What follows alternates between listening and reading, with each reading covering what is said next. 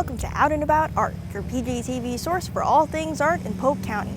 I'm your host, Jasmine Ali. First up this month, if you're looking for a place to rest, relax, and reconnect with nature, then you'll want to check out the recently opened Rotary Butterfly Garden in Auburndale. Located in Auburndale's historic downtown park, this gorgeous space of natural art features over 30 different types of Florida-friendly plants, all of which were strategically selected to attract a wide range of Central Florida butterfly species. Stay tuned to learn about how the idea for this butterfly garden came about and how the city hopes it will impact the lives of Polk County residents and future visitors.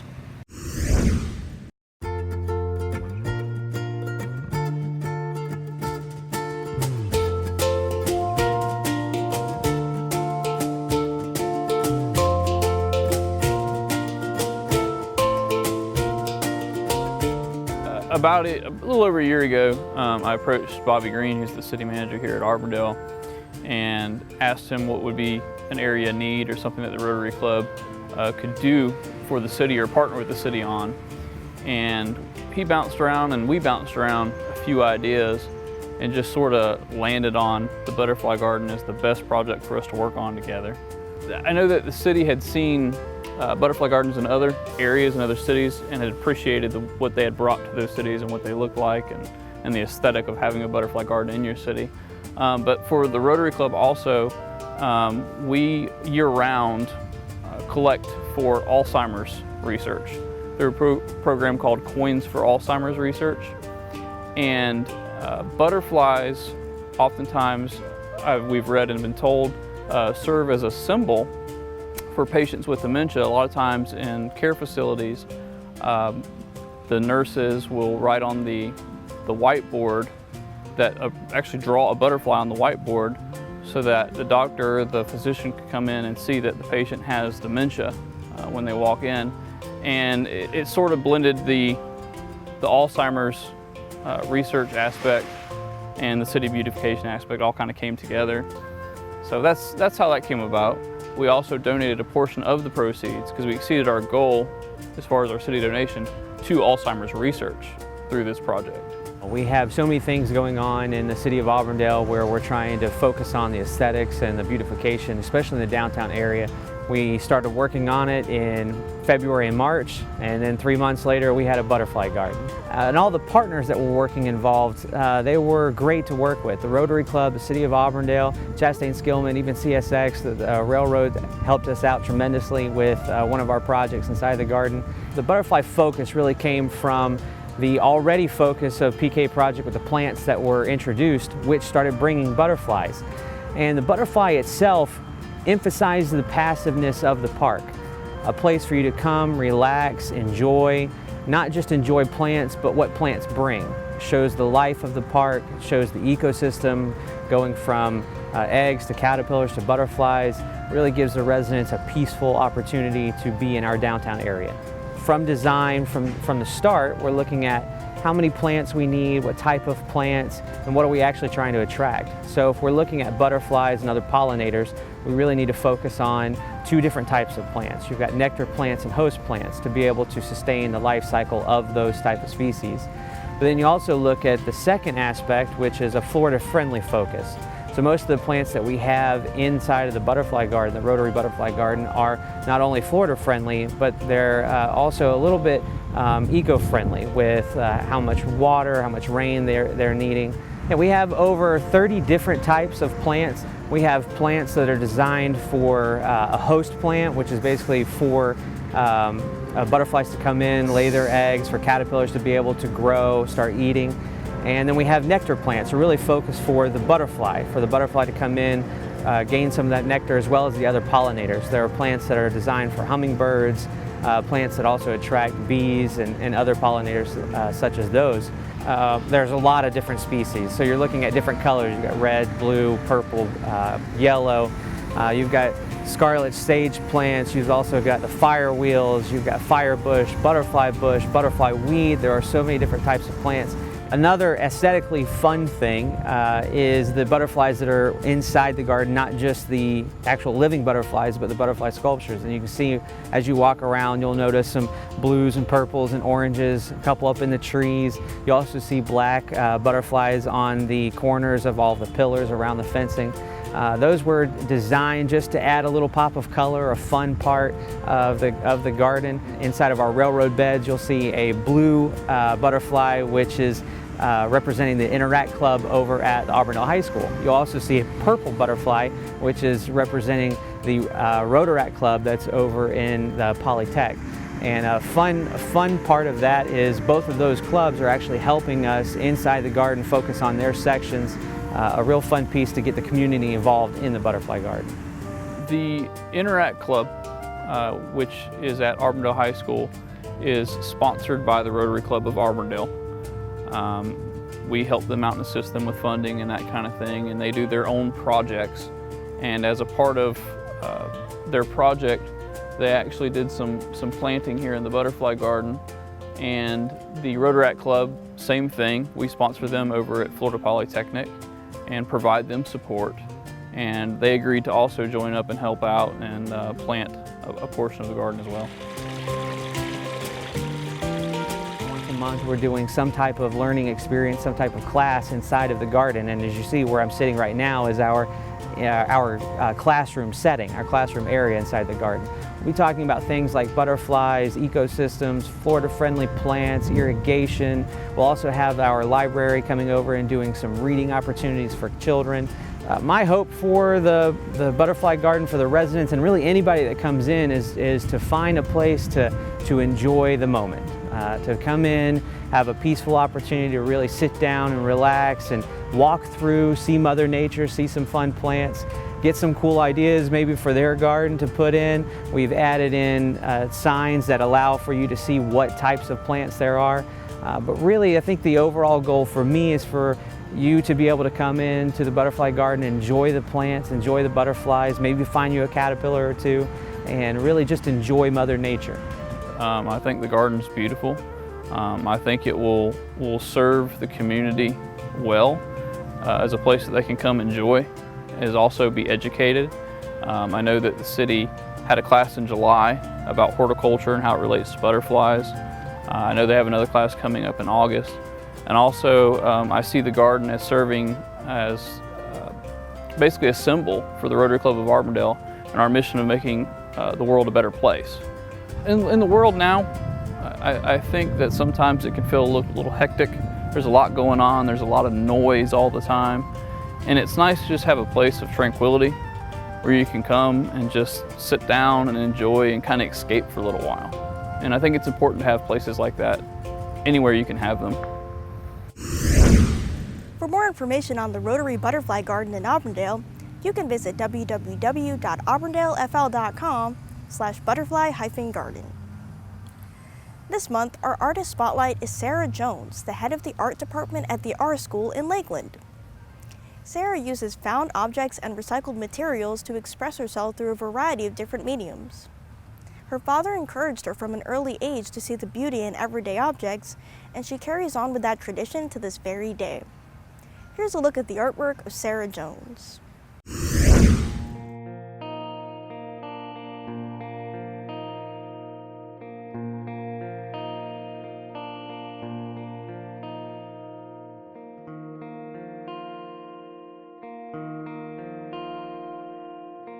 My name is Sara Jones. I like to create mixed media art, basically whatever's handed to me. I could work with ceramics, photography, drawing, painting. I like doing a lot of commissioned work for people too, so it could be your band's album artwork to your family's portraits. I really started with photography when I was pretty young. My dad's a graphic designer, and both he and my mom really encouraged me to be creative. They would buy me disposable cameras when I was like 3 years old and let me just take pictures, and they'd go get them developed for me. Like I said, I was homeschooled until the 9th grade. Then I went to public school. I went to Lakeland Senior High School, and I took every possible art class that I possibly could. I took PE online so that I could take more art classes in person. My guidance counselor knew me for that. So I took ceramics classes, I took digital and film photography classes, I took graphic design, art history, drawing, painting. If I could learn it, I tried to. Back when I was in high school, I would pick up recycled things. My dad and I would go on walks after dinner, like almost every night, and we would just like find weird things and keep them. I swear I'm gonna be a hoarder one day because I just find these things. I'm like, I can't throw this away. I could use this for something. But my dad had like a collection of, he found this really flat fork that had been run over in the road for forever, and he had that. He found this three-headed dragon toy that he had found in the road, and I don't know, he just kind of instilled that weird like association with objects and places and time for me that I think it kind of traveled over into my artwork without me realizing it. A lot of the time, more so as of recently, I've found a piece of material and thought this would be perfect for making some type of art like this. Recently I found this picture frame and the colors on it I thought were beautiful, very reminiscent of, you know, the 80s or 90s. And the title of this one is Life Just Keeps Handing Me These. And it was when I was going through a particularly frustrating time, and it just seemed like things kept happening one after the other, and I couldn't get caught up with the first thing that had happened to me. So a lot of the time I will find a frame or a piece of wood or whatever it may be. This one that I'm working on back here is a bunch of linoleum floor tiles that I glued onto a canvas. And I will, once I've found the medium, I'll usually take about a week or two to figure out what I'm going to put on there. And more often than not, it's something that I'm going through currently or something someone else is telling me about. It's almost always based on some type of feeling or experience that I've had. I'm not the best at talking about the way I'm feeling, so it's almost always gonna go onto a piece of paper or whatever I have at the time, whatever I pulled out of the trash and thought was pretty. So,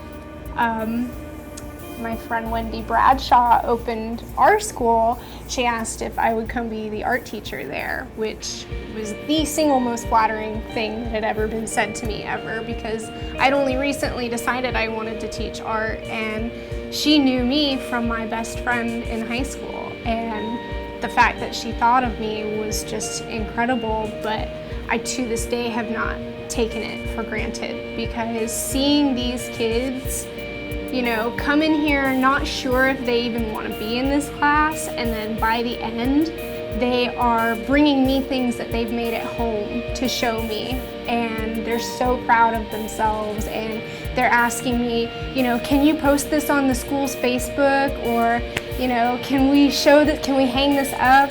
And as for my philosophy, you can ask any of my students what I always say to them if they start getting, you know, frustrated with their own work, or, you know, maybe someone's not saying the nicest things about their work. Miss Sara always says, you know, I don't think there's such a thing as good and bad artists. There's only different types of artists. Some of these kids that I come into contact with don't have the tools or the capabilities to communicate like their peers. They, you know, might get frustrated in group settings, or prefer to be by themselves, or they can't be by themselves for a second. They need to be constantly talking. Whatever it is, I've found that they all have a common ground in the visual arts.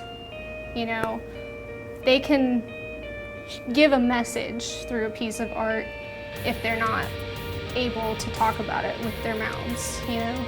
So I think it's really important just to let them know that they can be heard in all different types of ways.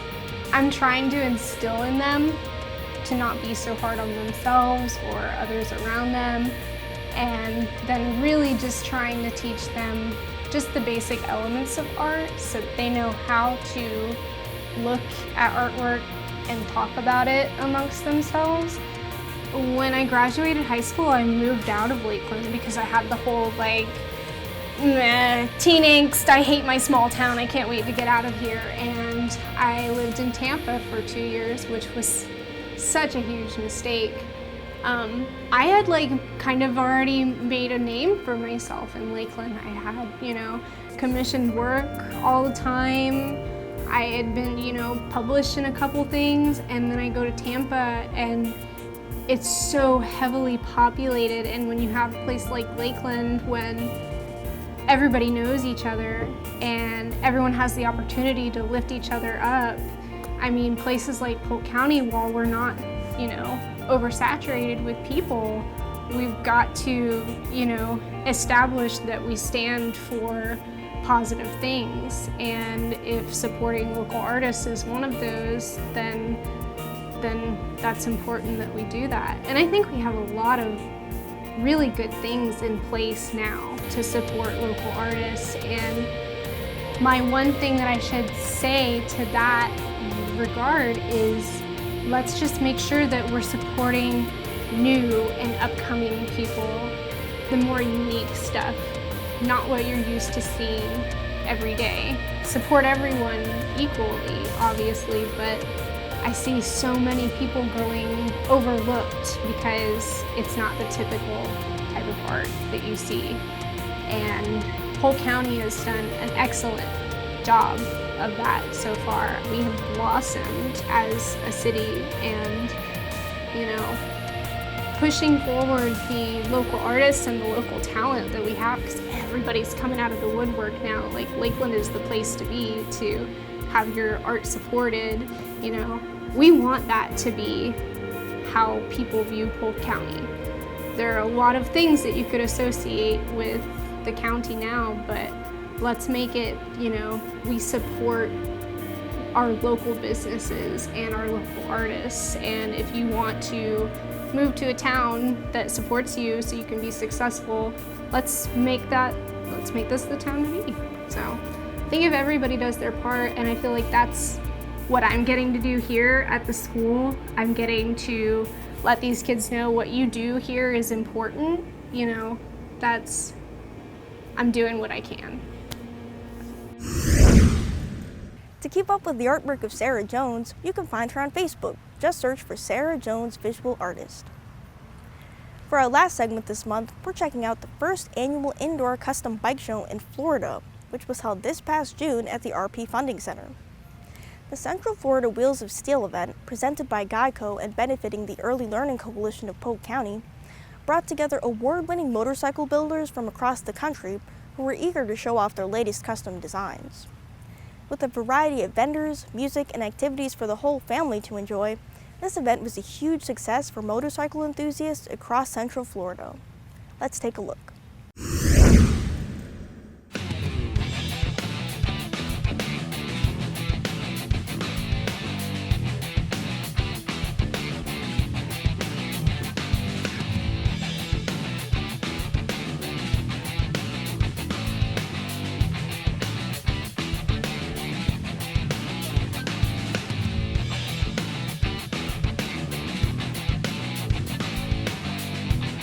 First off, I was honored that Jason asked me to be a part of it. Kind of what we just talked about. I'm hoping that the people that walk through the door today and the kids that come through the door, and I've been introduced to a couple of kids today, and I've asked them to come by the shop and check out what we do. I'm hoping that, I know what he's trying to do, and he wants to get more people involved in what we do, and he doesn't want to see this industry go away, just like I don't want to either. And this show, I think, is great, especially in Florida, being indoors. I know he's trying to bring it to a higher class standard with more custom motorcycles and not so much of the carny type shows that we do. So I think it's great. I think it's great what they're doing here.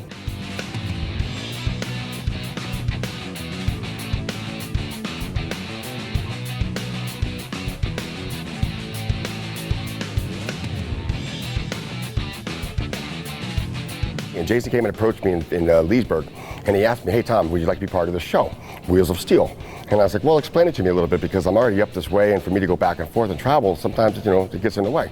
So Jason was nice enough to explain it to me and introduce me to the people that were going to be part of it. And he said there's going to be other bike builders. And then that brought me onto it. I said, this is going to be something neat, because we need to get more of this stuff out there. So when Jason approached me, I said, this is going to be cool, Jay, I'm part of this. And he was really happy to have me part of this. And I was really happy to make this happen, because I like to see this kind of stuff grow. I like this. Polk County is an awesome county. The officers are really nice. They got their bikes on display out here. Super cool guys to talk to. They're real people. And they want this to happen out here. They want to bring this audience here. They want to make it happen. And I'm pretty happy that I got invited to this biker build-off. I wasn't expecting it. The crowd's beautiful. There's some nice bikes out there, some pretty badass builders. Got some nice equipment out there. I got some competition out there against me.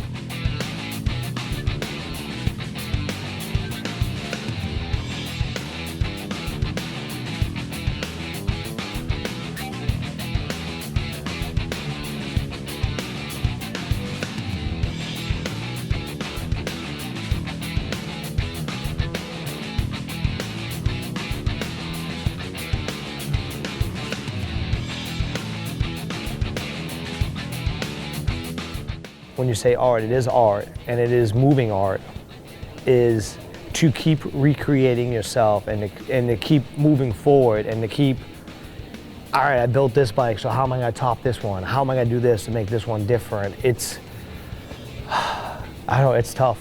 It's a tough deal. And then when you have, like my shop, I probably have 50 bikes in there that we're building. So for me to keep my mind, I had 50 different projects and keep my mind on 50 different people, plus the people that I do build bikes for, I try to incorporate them into their builds.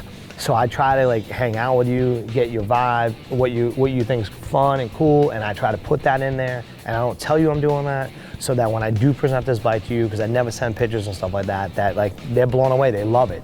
So a lot of my stuff, sometimes I never get blank canvases, I get pre-existing bikes.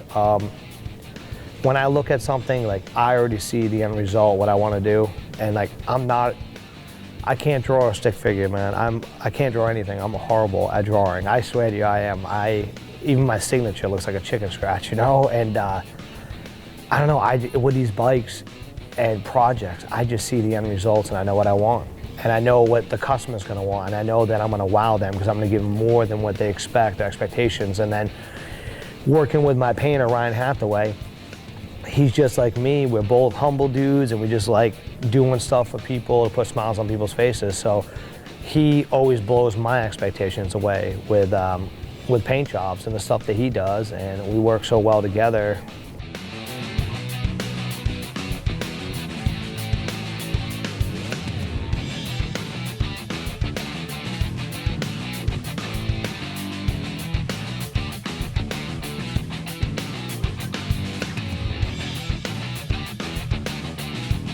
We've been out there for a long time, just as long as those other guys in the industry, the Indian Larrys, the West Coast Choppers guys. We're on the East Coast, though we don't get that publicity like we do on the West Coast. West Coast is a little different, but the East Coast is coming on strong. We have great builders over here.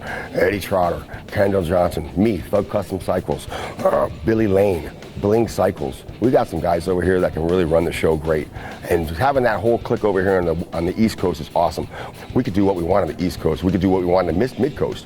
So that's where the bikes are really taking off. And I did fall in love with Jesse James back in the days. I love his builds. I loved what he was doing and stuff like that. Some of his stuff I didn't like, but that's so fine, because it's an artist. You don't have to like everything, but you're gonna like a lot of it. And that's what makes me really love what I do. I sit there and make every bike a piece of art.